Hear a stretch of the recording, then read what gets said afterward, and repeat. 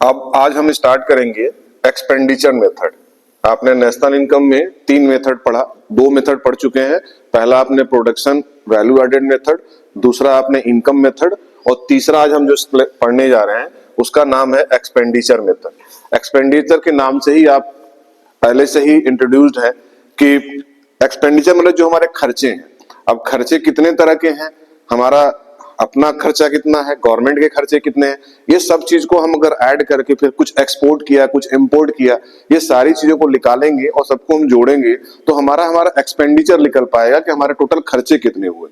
तो सबसे पहले तो हम जो कुछ स्टेप्स हैं इसको फॉलो करेंगे कि पहले हम एक्सपेंडिचर मेथड निकालने के लिए आपने पहले में जब आपने प्रोडक्शन वैल्यू एडेड मेथड पढ़ा था तो सबसे पहले आइडेंटिफाई और क्लासिफाई क्या किया था, प्राइमरी सेक्टर, सेकेंडरी सेक्टर और टेरिटरी सेक्टर। यही काम आपने इनकम मेथड में भी किया, प्राइमरी सेक्टर, सेकेंडरी सेक्टर और टेरिटरी सेक्टर, ये तीनों को पहले आपने आइडेंटिफाई किया और क्लासिफाइड किया, उसी के आधार पे आपने फिर नेशनल इनकम निकाला। लेकिन इस मेथड में आपको ये 4 सेक्टर को उस तरह से नहीं बांटना है। आपने जब पहले इकोनॉमिक्स हमने पढ़ाया था, स्टार्टिंग जब चैप्टर स्टार्ट किया था तो हमने कहा था कि हमारे इकोनॉमिक में 4 सेक्टर होते हैं। एक होता है हाउस होल्ड सेक्टर, दूसरा होता है फर्म सेक्टर, तीसरा होता है आपका प्रोड्यूसिंग सेक्टर और चौथा होता है आपका रेस्ट ऑफ द वर्ल्ड।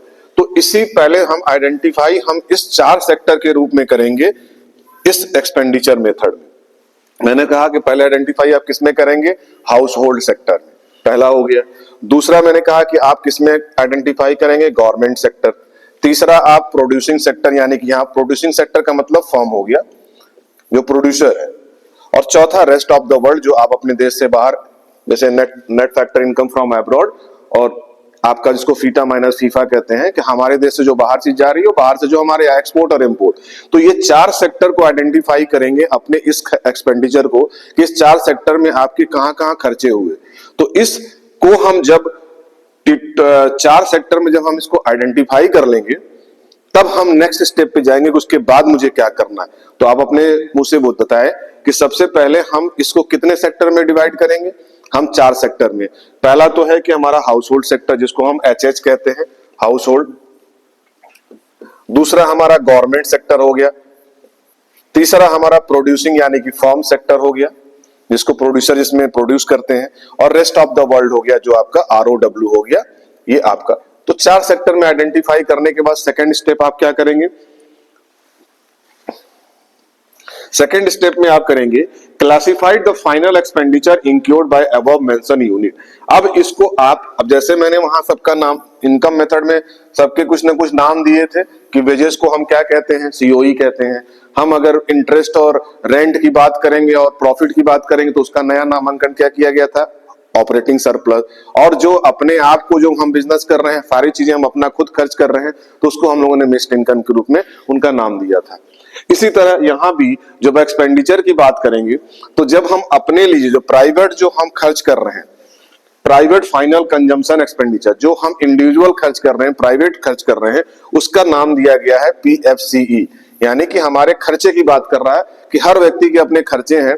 तो प्राइवेट फाइनल कंजम्पशन एक्सपेंडिचर जो है उसको हम PFCE कहते हैं। इसको ध्यान रखना है, ये हर जगह आपको PFCE फॉर्मूला में लिखना पड़ेगा। जैसे आपने इनकम मेथड में CO जब निकालते थे GDP MP, तो आप उसमें क्या करते थे, COE plus OS plus mixed income. हर जगह आपने इसी मेथड से आपको जोड़ के जितनी वैल्यू आपकी COE की थी, चाहे वेजेस, मैंने 3 तरह के वेजेस के रूप में बताया था कि 3 तरह के वेज होते हैं COE में। एक होता है सैलरी के रूप में, एक होता है काइंड के रूप में, और एक होता है आपकी जो सिक्योरिटी आपकी PF में फंड में पैसा डाला जाता है, वो भी आपकी सैलरी का ही पार्ट है। ऑपरेटिंग सरप्लस में बताया था कि जो आप इनकम आपकी जो आपकी इनकम जो आपकी प्रॉपर्टी से होती है, जो आपके प्रॉफिट से होता है, तो और आपके जो भी आप रॉयल्टी के रूप में पाते हैं, आप कोई कैपिटल लगाते हैं उसके इंटरेस्ट के रूप में पाते हैं, तो ये सब आपके भी इनकम का ही पार्ट है। और हम प्रॉफिट की बात करें, जो एंटरप्रेन्योर जो अगर प्रॉफिट करता है तो उसको डिविडेंड में और आपका जो अनडिस्ट्रीब्यूटेड अर्निंग जो बचता है उसकी बात करते हैं, उसी को सबको हम ऐड करते हैं तो इनकम मेथड निकालते हैं। तो सबका जैसे नाम दिया गया था ऐसे ही यहां भी दिया गया कि अगर इंडिविजुअल हमारे खर्चे हैं तो उसको शॉर्ट में हम कहते हैं PFCE, यानी कि प्राइवेट फाइनल कंजम्पशन एक्सपेंडिचर। दूसरा, कुछ गवर्नमेंट के भी खर्चे होते हैं, गवर्नमेंट भी हमारे पे खर्च करती है, हॉस्पिटल बना रही है, पुल बना रही है, जो भी पब्लिक वेलफेयर के लिए तो गवर्नमेंट इस पे खर्च करती है, तो भी हम वो गवर्नमेंट का खर्चा है।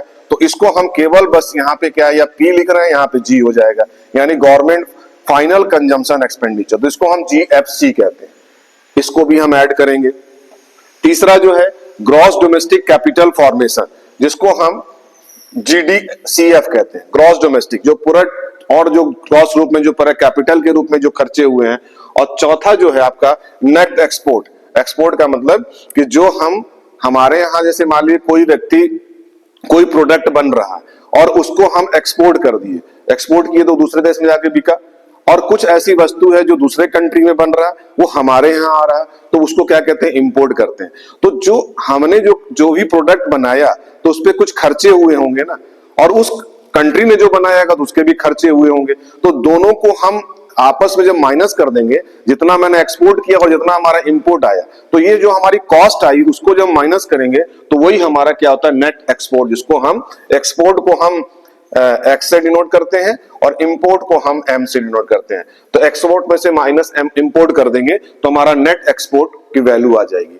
तो ये चारों चीज जो हम पहले आइडेंटिफाई करेंगे, PFCE यानी कि final product of consumption expenditure, sorry हाँ,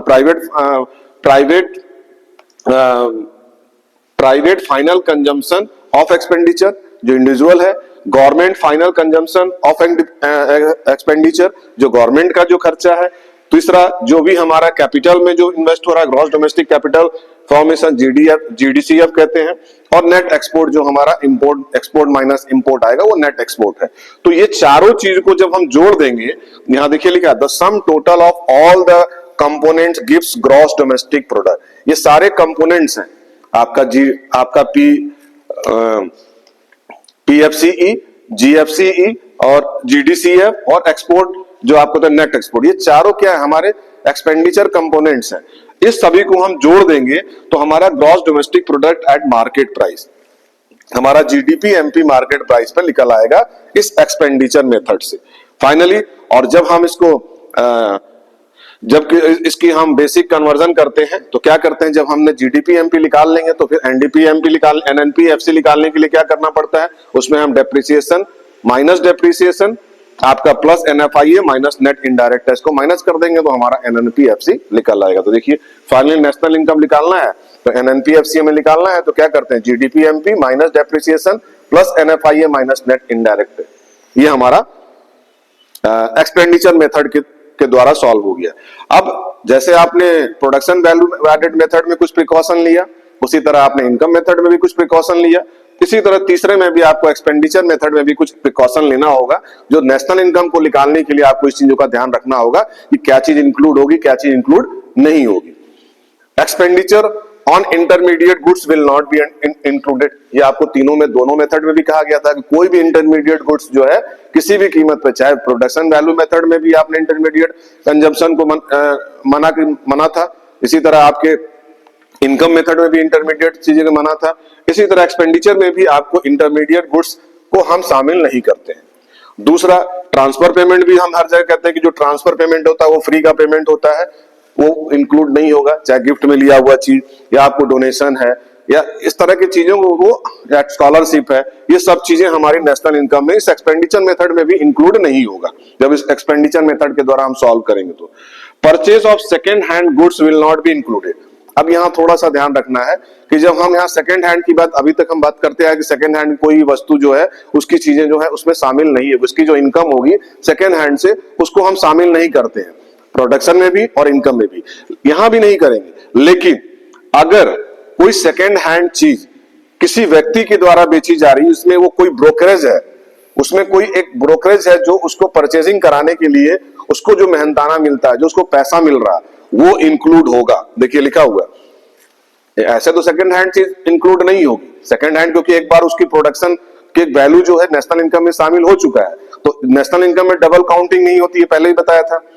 अब उसी चीज की मैं कह रहा हूं कि यहाँ पे अभी भी वो चीज यथावत है, लेकिन अगर दो लोगों की परचेजिंग और सेलिंग के बीच में कोई एक ब्रोकर है और जो वो चीजों को उससे इंफॉर्मेशन देकर और उस चीज को, वस्तु को बिचवाता है तो उसके बदले में बेचने वाला या खरीदने वाला उसको कुछ कमीशन देता है या उसको कुछ उसकी मजदूरी देती है, मेहनताना देता है, तो वो उसकी पहली इनकम है, इसलिए वो हमारे नेशनल इनकम में शामिल होगा।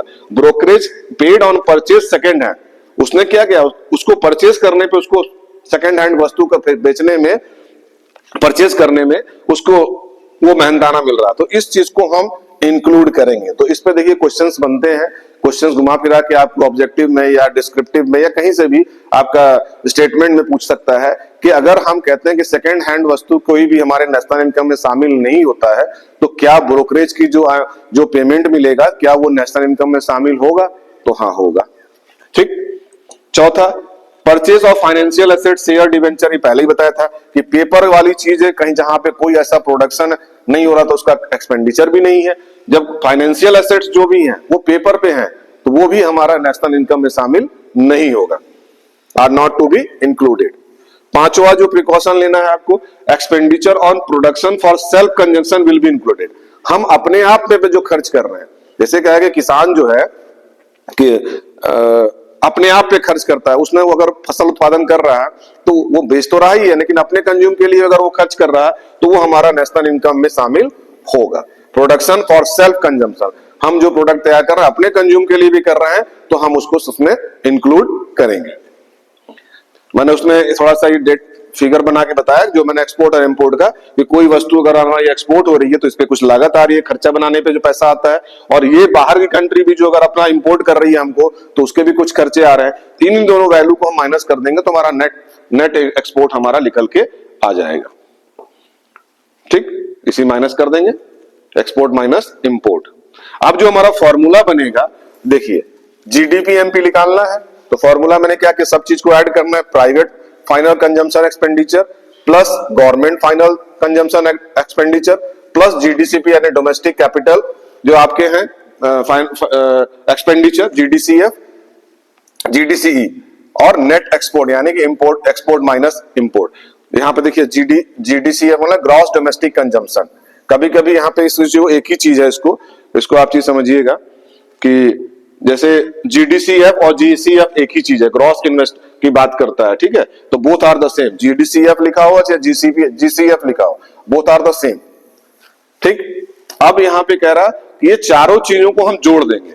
हम अपने पे खर्चा जितना इंडिविजुअल जो खर्च हो रहा है, गवर्नमेंट जो खर्च कर रही है, डोमेस्टिक कैपिटल पे जो खर्च हो रहा है, और प्लस जो हमारे कंट्री से बाहर जा रहा है, एक्सपोर्ट हो रहा है, और अदर कंट्री से हमारे इंपोर्ट हो रहा है, ये दोनों चीजों को अगर हम माइनस करके वैल्यू को सबको जोड़ देंगे तो हमारा जीडीपी एमपी एक्सपेंडिचर मेथड से निकल आएगा। और जब ये देखिए लिखा हुआ है, अब कुछ चीजें ऐसी भी होती हैं जैसे, अब इसमें आप थोड़ा सा ध्यान रखिएगा, प्राइवेट फाइनल कंजम्पशन एक्सपेंडिचर की बात कर रहा है, तो जैसे मान लीजिए हमारी इनकम है 1200 रुपया, हमको 1200 हमारी इनकम है, ठीक।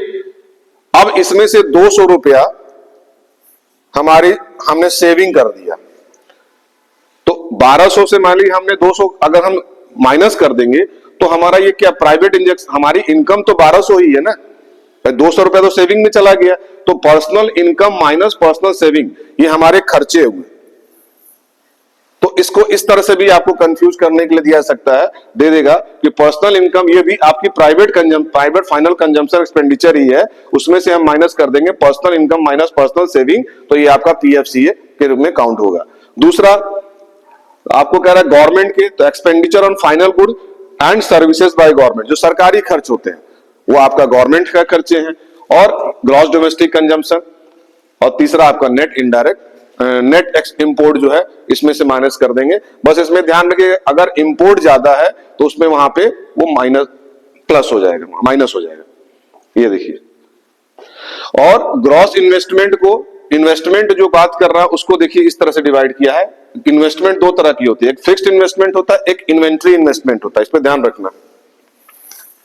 जो फिक्स्ड इन्वेस्टमेंट होता है उसको कहते हैं जीडीएफसीएफ, यानी gross domestic fixed capital formation, और gross fixed capital formation, GFC मैंने बोला, जीएफसी भी कहते हैं और जीडीएफसीएफ भी कहते हैं, तो ये दोनों चीजें सेम है। इसमें हम इन्वेंट्री इन्वेस्टमेंट मैंने पहले ही बताया था, जिसको हम कहते हैं change in stock, closing minus opening, तो ये इसको इन्वेस्टमेंट करते हैं। इन्वेस्टमेंट दो तरह से दिया सकता है आपको कि ये इन्वेस्टमेंट है, कैपिटल इन्वेस्टमेंट है जो आपका ग्रॉस डोमेस्टिक फिक्स्ड कैपिटल है, और दूसरा हमारा टोटल साल के एंड में हमारा ओपनिंग कितना था और जब लास्ट में एंड किए तो हमारी क्लोजिंग कितनी है, दोनों को जब माइनस करते हैं तो उसको हम चेंज इन स्टॉक कहते हैं। और इसका अगर हम इसमें नाम दें तो इसको कहते हैं इन्वेंट्री इन्वेस्टमेंट। तो आपके किसी चीज नाम से अगर आप दिया रहेगा और एक्सपेंडिचर मेथड में तो ये इन्वेंट्री इन्वेस्टमेंट का मतलब था कि चेंज इन स्टॉक। और अगर आपका फिक्स्ड इन्वेस्टमेंट दिया हुआ तो इसका मतलब कि जीडीएफसी पे इस नाम से दिया रहेगा फिक्स्ड इन्वेस्टमेंट। तो इसका मतलब कि वो जीडीपी एफसीएफ की बात कर रहा है या जीएफसीएफ की बात कर रहा है, बोथ आर द सेम। ये देखिए मैंने यहां लिखा जीडीसीएफ, जीजीएफसीएफ और GCF are both are the same.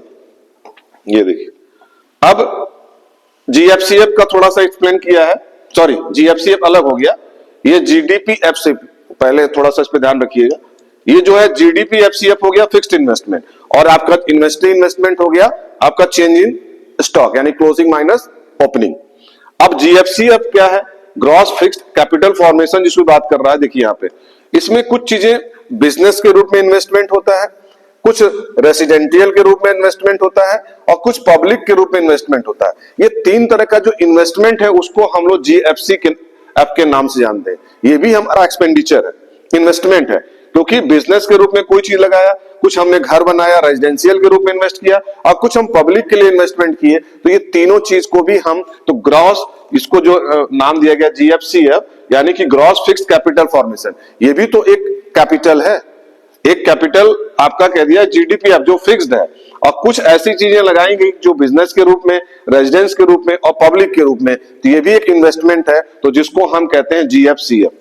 आप देखिए जब कन्वर्जन करेंगे एनडीसीएफ निकालना है तो जीडीसीएफ में हम क्या करते हैं, एनडीसीएफ में हम डेप्रिसिएशन को प्लस कर देंगे, जीडीपीएफसीएफ निकालना है तो इसमें भी डेप्रिसिएशन को हम प्लस कर देंगे, और जीडीसीएफ निकालना है तो इसमें भी हम डेप्रिसिएशन को प्लस कर देंगे, प्लस चेंज इन स्टॉक। तो आपका एक्सपेंडिचर मेथड से ये तीनों चीजें निकल आएगा। इतनी बात समझ में आई? फिर से ध्यान से सुनिए। एक्सपेंडिचर मेथड मैंने कहा कि जैसे आपने प्रोडक्शन वैल्यू एडेड मेथड में आपने पढ़ा क्या था कि हम वहां पे किस चीजों को वैल्यू ऐड करते हैं। किसी चीज में अगर हम कोई प्रोड्यूसर तैयार कर रहा है, कोई प्रोडक्ट बना रहा है, तो उसको और चीज उसमें जो ऐड किया वो प्राइमरी सेक्टर में, सेकेंडरी सेक्टर में या टेरिटरी सेक्टर में, सही चल रहा है, टेरिटरी सेक्टर में, ये तीनों सेक्टर में जो भी वो इन्वेस्टमेंट और उसमें एड ऑन करता है उसको हम ऐड कर लेते हैं, और सभी को ऐड करने के बाद उसको जोड़ देंगे, जोड़ के हम निकालेंगे तो हमारा जीडीपी एमपी निकल आएगा। इसी तरह हमने इनकम मेथड में कहा था कि हमारे वेजेस जो हमारा फैक्टर इनकम है, फैक्टर इनकम को हम ऐड कर देंगे तो फैक्टर इनकम का उसमें मैंने आपको बताया था कि उसको किस अलग अलग नाम से जाना जाता है। जैसे वेजेस है तो उसको कंपनसेशन ऑफ एम्प्लॉय के नाम से जानते हैं, सीओई कहते हैं। बाकी आपकी रेंट है, आपका इंटरेस्ट है, प्रॉफिट है, इसको हम लोग ऑपरेटिंग सरप्लस के नाम से जानते हैं वहां पे। और तीसरा जो हम अपने आप को खुद को बिजनेस कर रहे हैं, सारी चीज मेरी खुद की है, हमने किसी को पेमेंट नहीं किया, मैं ही लेबर हूं, मैं ही मालिक हूं, मेरा ही कैपिटल लगा हुआ है, तो ऐसे इनकम को हम मिक्स्ड इनकम कहते हैं। इन तीनों चीजों को ऐड करके निकालते हैं तो हमारा जीडीपी एमपी जो हमारा इनकम मेथड से निकल आता है। एक्सपेंडिचर मेथड में, क्योंकि ये दो मेथड में आपको एक चीज कॉमन थी कि दोनों में हमें प्राइमरी, सेकेंडरी और टेरिटरी सेक्टर की बात कर रहा है और उसको सभी को वैल्यू को जोड़ने की बात कर रहा है। लेकिन जब हम एक्सपेंडिचर मेथड से निकालेंगे तो यहाँ पे ध्यान रखने की बात है कि यहाँ पे वो तीन सेक्टर की बात नहीं कर रहा, यहाँ पे कह रहा है कि हमारे टोटल इकोनॉमिक जो है 4 सेक्टर में चलती है। तो पहला हमारा हाउस होल्ड होता है, सर्कुलर फ्लो में आपने पढ़ा था। दूसरा हमारा गवर्नमेंट सेक्टर होता है। तीसरा हमारा प्रोड्यूशन यानी फर्म सेक्टर होता है, और चौथा हमारा रेस्ट ऑफ द वर्ल्ड होता है। ये 4 तरह की इकोनॉमिक हमारे यहाँ होती है। जनरली आपने सर्कुलर फ्लो ऑफ इनकम में पढ़ा था कि हमारा कन्वर्जन जो होता है या कन्वर्सेशन होता है या हमारा ट्रांजेक्शन होता है जनरली हाउस होल्ड और फर्म्स के बीच में होता है। लेकिन ये 4 सेक्टर भी हमारे इकोनॉमी में काम करती है। तो इसी 4 सेक्टर में जो हमारा एक्सपेंडिचर आएगा, जो मेरे खर्चे होंगे, उसी को हमें ऐड करना है। हम ऐड करेंगे तो हमारा जीडीपी एमपी निकल आएगा, और जब जीडीपी एमपी निकल आएगा तो एनएनपी एफसी भी निकल के आपको आ जाएगा जब उसको आप कन्वर्जन करेंगे। दूसरा स्टेप आप क्या करेंगे, पहले तो आप आइडेंटिफाई कर लेंगे इस 4 के रूप में, हाउस होल्ड सेक्टर के रूप में, गवर्नमेंट सेक्टर के रूप में, फर्म के रूप में, प्रोड्यूसिंग सेक्टर जो कहते हैं, और रेस्ट ऑफ द वर्ल्ड के रूप में आप इसको आइडेंटिफाई कर लेंगे। दूसरा स्टेप आप करेंगे क्या कि इन सभी चीजों को आप अलग अलग, इनका भी नाम दिया गया है, प्राइवेट फाइनल कंजम्पशन एक्सपेंडिचर यानी जो पीएफसीई कहा गया है। दूसरा जो गवर्नमेंट खर्च करती है उसको GFCE कहा गया है, जो हम डोमेस्टिक कैपिटल के रूप में इन्वेस्ट करते हैं उसको GDCF कहा गया है, और जो हमारे यहाँ चीजें जो बाहर जा रही है वो बाहर से हमारे यहाँ आ रही है, एक्सपोर्ट और इंपोर्ट, तो उस पर जो लागत आती है उसको हम माइनस कर देंगे, एक्सपोर्ट माइनस इंपोर्ट, तो हमारा नेट एक्सपोर्ट निकल के आ जाएगा कि टोटल हमारा एक्सपोर्ट कितना हुआ। और अब इसके बाद आप सारे चीजों को ऐड कर देंगे, यानी the sum total of all the components of gives, जितने कंपोनेंट्स दिए गए हैं सबको हम ऐड कर देंगे एट ए मार्केट प्राइस, उसमें gross domestic product at A market price, तो GDP MP आपका निकल के आ जाएगा।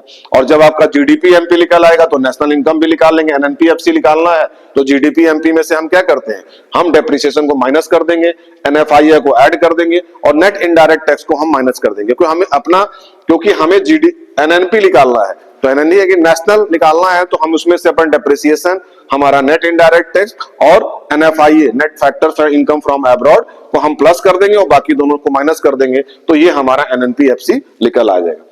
इसी तरह मैंने कुछ प्रिकॉशन प्रोडक्शन वैल्यू एडेड में बताया था, इनकम मेथड में बताया था, इसी तरह कुछ प्रिकॉशन आपको एक्सपेंडिचर मेथड में भी लेना है। पहला आपका प्रिकॉशन क्या है कि इंटरमीडिएट गुड्स जो है इसमें हम इंक्लूड नहीं करते हैं, उन दोनों में भी नहीं करते थे।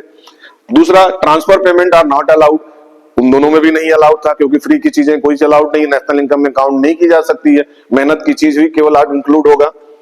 पर तीसरा, purchase of second hand goods, उसमें भी कहा गया था कि सेकंड हैंड, दोनों में कि सेकंड हैंड वस्तु भी नेशनल इनकम में शामिल नहीं होता है, लेकिन यहाँ पे एक चीज थोड़ा सा हटकर है कि लेकिन जो उसको परचेज कराने वाला जो ब्रोकर जो है, उसको जो खरीदवा रहा है, जो बीच का जो मध्यस्थता कर रहा है, उसको जो पेमेंट मिलेगा वो नेशनल इनकम में शामिल होगा। तो लिखा हुआ है कि brokerage paid on purchase second hand goods will be included. It's very important, ये कब अक्सर पूछ देता है। चौथा प्रिकॉशन आपको लेना है कि कोई भी डिवेंचर, पेपर पर जितनी चीजें सेलिंग होती है, शेयर है, बॉन्ड है, फाइनेंशियल डिवेंचर्स जितने भी हैं, ये सब हमारे नेशनल इनकम में शामिल नॉट इंक्लूडेड, शामिल नहीं होगा। पांचवा, expenditure on production for self consumption, अपने लिए अगर हम कोई, जैसे हम अगर सेल कर रहे हैं और आप उसी चीज को हम भी यूज कर रहे हैं, कंज्यूम कर रहे हैं, तो वो हमारा नेशनल इनकम में शामिल होगा। ये मैंने फिगर से बता दिया था कि जो खर्चे आते हैं उसमें से माइनस कर देंगे तो हमारा नेट इंपोर्ट एक्सपोर्ट निकल आएगा। फॉर्मूला क्या बनेगा, GDP MP is equal to PFC यानी कि private final consumption expenditure, GFC यानी government final consumption expenditure, GDCF gross domestic consumption और net export X minus M। अब देखिए इसको थोड़ा सा इसमें कंफ्यूज करने के लिए कि अगर इनकम हमारी दी हुई है पर्सनल इनकम और पर्सनल सेविंग, तो ये दोनों को हम माइनस कर देंगे तो हमारी इनकम आ जाएगी। टोटल हमारा इनकम कितनी है, तो ये हमारे सेविंग में चला गया, लेकिन टोटल हमारे पास कितना हुआ, 1000 रुपीज। अगर हम गवर्नमेंट की बात करेंगे तो गवर्नमेंट फाइनल गुड्स पे सर्विस करती है, खर्च करती है, और दूसरा सर्विस जो गवर्नमेंट देती है उस पे जो भी खर्चे आते हैं वो सारी चीजें आपकी इसमें ऐड होगी। और नेट इंपोर्ट जो है आपका X माइनस M। और GDCF और GCF दोनों both are the same. Gross investment को थोड़ा सा यहाँ एक्सप्लेन किया कि ग्रॉस इन्वेस्टमेंट क्या होता है। तो ग्रॉस इन्वेस्टमेंट दो तरह का होता है, एक फिक्स्ड इन्वेस्टमेंट होता है, दूसरा इन्वेंटरी इन्वेस्टमेंट होता है। ये ध्यान रखिएगा, क्योंकि ग्रॉस इन्वेस्टमेंट अक्सर ये चीजें लोग कंफ्यूज होते हैं कि ग्रॉस इन्वेस्टमेंट को सीधे नहीं दिया है तो ये दो फॉर्म में दिया रहेगा। इन्वेंटरी इन्वेस्टमेंट दिया तो वो ग्रॉस इन्वेस्टमेंट का ही पार्ट है, और अगर वो फिक्स्ड इन्वेस्टमेंट दिया, इन्वेस्टमेंट में केवल आपको ग्रॉस दिया रहेगा तो कंफ्यूज नहीं होना है। ग्रॉस इन्वेस्टमेंट को दो पार्ट में बांट के आपकी अमाउंट दिया सकता है जो आपको निकालना होगा नेशनल इनकम। तो फिक्स्ड इन्वेस्टमेंट के नाम से और इन्वेंटरी इन्वेस्टमेंट के नाम से। फिक्स्ड इन्वेस्टमेंट जो है उसको हम कहते हैं GDFCF यानी कि gross domestic fixed capital formation जी। और इसमें जो इन्वेंटरी इन्वेस्टमेंट है उसको कहते हैं चेंज इन स्टॉक, यानी ओपनिंग में से क्लोजिंग में से ओपनिंग को माइनस करेंगे तो वो हमारी इन्वेंटरी इन्वेस्टमेंट है। और GFCF की बात कर रहा है यानी ग्रॉस फिक्स्ड कैपिटल फॉर्मेशन। इसमें चीजें आती हैं, बिजनेस के रूप में कुछ इन्वेस्टमेंट है, कुछ रेजिडेंशियल के रूप में इन्वेस्टमेंट है और कुछ पब्लिक के रूप में इन्वेस्टमेंट है। तो ये सब GFCF का पार्ट है। अब जब इसको हम निकालेंगे तो नेट डोमेस्टिक कैपिटल फॉर्मेशन निकाला GDCF, अगर हमें निकालना है तो NDCF में हम डेप्रिसिएशन को प्लस कर देंगे। आपको GDFCF निकालना है तो भी हम उसमें डेप्रिसिएशन को आप प्लस कर देंगे, और GDCF निकालना है तो भी हमको NDFCF में डेप्रिसिएशन को ऐड कर देंगे और प्लस चेंज इन स्टॉक कर देंगे तो हमारा GDCF निकल के आ जाएगा। क्लियर, इतनी चीजें। अब इस आधार पे आपको कुछ क्वेश्चन सॉल्व करने होंगे। ये मैंने क्वेश्चंस भी दिए हैं, ये देखिए जैसे calculate national income expenditure method, private consumption expenditure यानी कि पीसी, पहले आप इसी तरह आइडेंटिफाई कर लेंगे पीसीईएफ, प्राइवेट कंजम्पशन ऑफ, ये जो दिया हुआ है प्राइवेट कंजम्पशन एक्सपेंडिचर। फिर गवर्नमेंट कंजम्पशन, ये गवर्नमेंट का दिया हुआ है। फिर ग्रॉस डोमेस्टिक फिक्स्ड इन्वेस्टमेंट हमने बताया था जीडीपी, जीडीएफसीएफ, देखिए जीडीएफसीएफ लिखा है 500। इंक्रीज इन स्टॉक यानी कि change in stock, export of goods of services और import of goods of services, ये दोनों को हम माइनस कर देंगे तो 100 हमारा निकल आएगा, export minus import. Net indirect tax 500 दिया हुआ है। Consumption of fixed capital 450, factor income to abroad यानी कि फीटा 100 और फैक्टर इनकम फ्रॉम अब्रॉड यानी कि फीफा 50। अब इसी को इस फॉर्मूला में पुट कर दीजिए। जीडीपी एमपी निकालना है तो फॉर्मूला क्या है, ये बार बार आपको रटना पड़ेगा, पीएफसीई प्लस जीएफसीई प्लस जीडीसीएफ और प्लस एनएक्स, यानी कि एक्सपोर्ट एंड माइनस इंपोर्ट को हम एनएक्स के नाम से जानते हैं, ये एनएक्स लिखा रहेगा। एक्सपोर्ट में से जो इंपोर्ट को माइनस करेंगे, जो हमारे कंट्री में लागत आई और जो दूसरे कंट्री के लागत आई, ये दोनों को जब माइनस करेंगे तो उसको हम इस सिंबल से जानते हैं, एनएक्स लिखते हैं, एक्सपोर्ट माइनस इंपोर्ट। अब देखिए पीएफसीए हमारा क्या दिया, 4500 दिया हुआ है, ये देखिए, प्लस हमारा गवर्नमेंट के कितना दिया हुआ है, 500 दिया हुआ है, गवर्नमेंट का खर्चा जो है 500 है। फिर जीडीसीएफ जो है जो हमारा दिया हुआ है वो कितना दिया है, 500 प्लस 100 और इधर एनएक्स दिया हुआ 600 माइनस 700, जिसको कर देंगे तो हमारा 5500 रुपया क्या निकल आया, जीडीपी एमपी। और जब जीडीपी एमपी निकल आया तो हम एनएनपीएफसी निकालेंगे कन्वर्जन करके। जीडीपी एमपी में हम क्या करते हैं, डेप्रिसिएशन को माइनस करते हैं, एनएफआईए को प्लस करते हैं, एनआईटी को माइनस करते हैं, नेट इनडायरेक्ट टैक्स को माइनस करेंगे, नेट फैक्टर फ्रॉम अब्रॉड को हम प्लस करेंगे और डेप्रिसिएशन को हम माइनस कर देंगे। अगर हम जीडीपी एमपी में तो हमारा एनएनपीएफसी निकल आएगा, फैक्टर कॉस्ट निकल आएगा।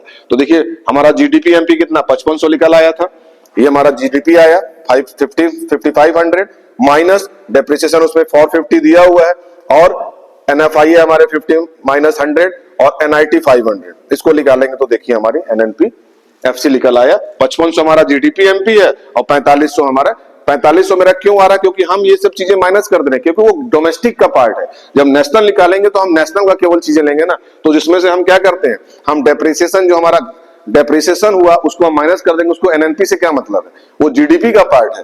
तो एनएनपी निकालने के लिए जब हम डेप्रिसिएशन माइनस करते हैं और net factor income from abroad, जो बाहर से चीजें आई हैं, फीटा माइनस फीफा जो कहते हैं, तो वो हमारा उसमें ऐड हो जाएगा। और नेट इनडायरेक्ट रूप में जो टैक्स लगा है उसको हम माइनस कर देते हैं। तो ये जब हम कर देंगे तो हमारा एनएनपीएफसी निकल आएगा। दूसरा क्वेश्चन देखिए, find out GDP MP expenditure method. GDP MP निकालना है, सारी वैल्यू दी हुई है, तो इसी तरह आप इसमें भी आइडेंटिफाई कर लेंगे। देखिए पहला पीएफसीएफ मैंने लिखा है, गवर्नमेंट का है, डोमेस्टिक फिक्स्ड इन्वेस्टमेंट है, जीडीएफसीएफ है। फिर increase in stock, delta change in stock हो गया, गवर्नमेंट की कंजम्पशन जीएफसीएफ दिया हुआ है। देख सब मैंने इसको पहले सीधे सवाल सॉल्व करने से पहले आप ये किस सेक्टर में आता है ये सारी चीजों को आइडेंटिफाई कर लेंगे। एक्सपोर्ट ऑफ गुड्स जो है एक्स हो गया, इंपोर्ट ऑफ गुड्स यानी कि एम, मैंने कहा था एक्सपोर्ट को हम एक्स से कहते हैं और इसको एम से कहते हैं, लेकिन इसको जब हम फॉर्मूला में लिखते हैं तो एनएक्स लिखते हैं। आप देखिए export minus import, personal disposal income यानी कि यहाँ पे ultimate house hold ultimate income की बात कर रहा है 11,500, और पर्सनल सेविंग जो है हमारा डिस्पोजल इनकम, तो दोनों को माइनस कर देंगे। देखिए यहाँ पे तो 11,500 यानी कि पीएफसीएफ जो है, मैंने कहा था उसमें ये भी आएगा ना। एक्चुअल में क्या होता है कि जो हमारी इनकम जैसे मान लीजिए कि 1200 है, तो 1200 में हमारी अगर 200 सेविंग में कर दिया तो हमारी टोटल कितनी हुई, 1000 प्राइवेट हमारा कंजम्पशन हुआ, वो तो सेविंग में चला गया। तो हमारे जो इनकम है उसका ही तो खर्चा दिखाना है। तो हमारा उसमें क्या करते हैं, जब इस तरह की चीजें दी हो तो हम, क्योंकि ये भी मैंने यहाँ पे आपको एक दिखाया था कि जब इसको डिवाइड करते हैं, कहाँ गया ये, देखिए ये पीएफसीएफ है, पीएफसीई है, तो इसको हम personal income minus personal saving, 1200 रुपया मेरी इनकम हुई, उसमें से 200 रुपया हमने सेविंग में डाल दिया, तो हमारे टोटल मेरे पास इनकम कितनी है 1000। तो पहले जब इस तरह का दिया रहेगा तो दोनों को हम माइनस कर देंगे तो हमारी एग्जैक्ट हमारी एक्सपेंडिचर इसमें निकल आएगा। तो ये देखिए ये था, तो 11,500 माइनस 1550, और फिर हमारा जी गवर्नमेंट ने जिसपे खर्चा 1250, फिर इसमें जीडीसीएफ 1500 प्लस 250, और हमारा एनएक्स यानी import minus export, export minus import निकाल आएंगे तो हमारा टोटल जीडीपी एमपी निकल आया 12,750। यही हमको निकालना था। क्वेश्चन देखिए, find out GDP MP at expenditure method. दूसरा क्वेश्चन देखिए, अब जीडीपी एमपी निकालना है और जीएनपी एमपी दोनों निकालना है। पहला हमको जीडीपी एमपी निकालना है डोमेस्टिक में, और ग्रॉस नेट हमको निकालना है, इसका एमपी निकालना है। तो देखिए इसके फायदे, पीएफसीएफ दिया हुआ है 55,000, गवर्नमेंट के जो जीएफसीएफ दिया है वो 6,000, ग्रॉस डोमेस्टिक फिक्स्ड कैपिटल जो है जीडीएफसीएफ जो है 5,000, इंपोर्ट जो गुड का किया 1,000, एनएफआई यानी कि ये टूल है, इकोनॉमिक सब्सिडी ये भी एक टूल है, एक डिक्रीज इन स्टॉक जो हम change in stock -600, excise duty ये टूल एक तरह से इनडायरेक्ट टैक्स है, export of goods and services 900, और डेप्रिसिएशन ये भी टूल है 2000। तो टूल का प्रयोग जब हम कन्वर्जन करते हैं तो जरूरत पड़ती है। तो देखिए जीडीपी एमपी निकालेंगे तो पीएफसी प्लस यही फॉर्मूला हम लिखेंगे, PFC plus GFC plus GDCF plus NX, इसको सबको जोड़ेंगे निकालेंगे तो इतना आया। और जब हम जीएनपी निकालते हैं तो क्या करते हैं, हम जीडीपी एमपी में एनएफआई हम प्लस कर देते हैं। तो देखिए 65,300 हमारा निकल आया, एनएफआई -500 दिया हुआ था यहाँ -500, तो उसको हम टूल के रूप में यहाँ पे ऐड कर दिए, तो ये हमारा जीएनपी एमपी निकल आया। नेक्स्ट क्वेश्चन देखिए, ये सीबीएसई में क्वेश्चन आया है और 100% आता है, कैलकुलेट नेशनल इनकम यानी कि एनएनपीएफसी। अब ये सारी चीजें दी हुई हैं, अब कुछ चीजें, अब इसको आपको क्या निकालना है, जीडीपी, पहले तो इसी फॉर्मूला को आप लिखेंगे, जीडीपी एमपी निकालेंगे क्योंकि एनएनपी निकालने को कह रहा है ना, तो एनएनपी निकालने के लिए पहले आप जीडीपी निकालेंगे। तो जीडीपी एमपी का फॉर्मूला वही पीएफसीई जीएफसीई जीडीसीएफ प्लस एनएक्स। अब इसको निकालेंगे तो 7,750, और एनएनपी जब निकालना है तो क्या फॉर्मूला है कि जीडीपी एमपी में हम क्या करते हैं, डेप्रिसिएशन को माइनस करते हैं, एनएफआईए को प्लस करते हैं और एनआईटी को माइनस करते हैं। ये देखिए जीडीपी एमपी, इसमें डेप्रिसिएशन जो दिया माइनस कर देंगे, एनएफआईए को ऐड कर देंगे, एनआईटी को माइनस कर देंगे, तो आपका सीधे एनएनपीएफसी निकल आएगा, 7,050 रुपए आपका एनएनपी आएगा। तो एनएनपीएफसी निकालने के लिए तो पहले आपको जीडीपी निकालना होगा, तो जीडीपी आप निकाल लेंगे, तो जीडीपी में जब निकल आएगा तो एनएनपीएफसी निकालने के लिए हम जीडीपी एमपी में हम क्या करते हैं, डेप्रिसिएशन को माइनस करते हैं, एनएफआईए को ऐड करते हैं और एनआईटी को हम माइनस करते हैं, तो हमारा एनएनपीएफसी निकल आएगा। पांचवा देखिए, calculate NNPMP by income method and expenditure method, ये दोनों चीजें पूछ रहा है, ये 3 नंबर के क्वेश्चंस आए भी हैं। देखिए अब आपको इसमें देखना है कि आप किस मेथड से इसको निकालेंगे। देखिए क्योंकि ये जो है इनकम मेथड से नहीं निकलेगा, क्योंकि आप इसकी वैल्यू को देख के भी थोड़ा समझ सकते हैं कि जब यहाँ पर्सनल कंजम्पशन, अगर यहाँ पे वेजेस की बात किया होता है, यहाँ पे सीओई की बात किया होता है, यहाँ पे आपको ऑपरेटिंग सरप्लस की बात लिखा होता है, कहीं इस तरह की वैल्यू दी होती है, यहाँ पे आपको मिक्स्ड इनकम के रूप में दिया होता है, तो आप 1 मिनट के लिए इसको पूछते भी। लेकिन यहाँ देखिए मैक्सिमम क्या दिया हुआ है, पर्सनल कंजम्पशन एक्सपेंडिचर पीएफसीए दिया हुआ है, वेजेज एंड सैलरी दिया हुआ है, लेकिन वेजेज एंड सैलरी तो नहीं आप इनकम मेथड में डालेंगे ना, इनकम मेथड में तो आपको सीओई के नाम से होना चाहिए।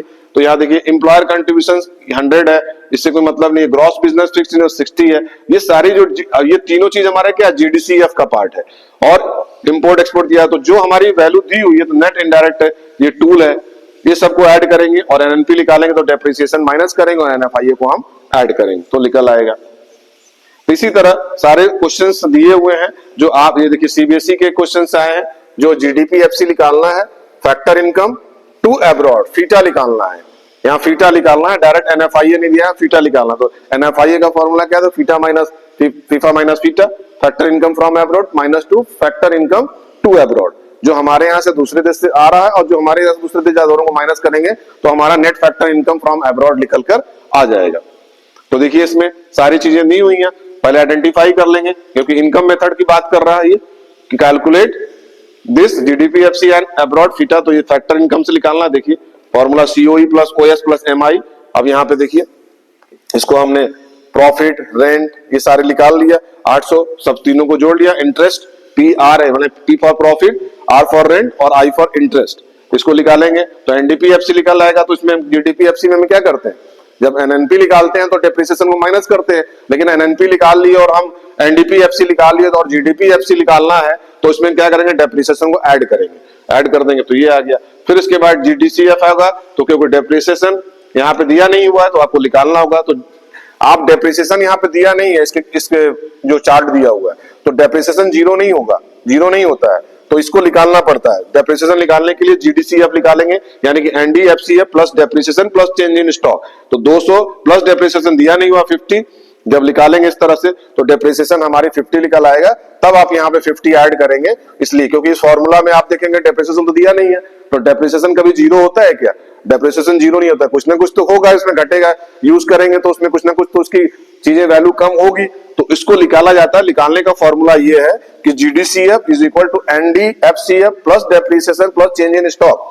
बाकी वैल्यू दी हुई है, डेप्रिसिएशन हमको पहले निकालना पड़ेगा, तो इतना निकालने के बाद ये हमारा ये वैल्यू आ जाएगी डेप्रिसिएशन का, तो यहाँ पे हम डेप्रिसिएशन 50 इस पे प्लस कर देंगे तो हमारा टोटल आ जाएगा GDPFC। क्लियर?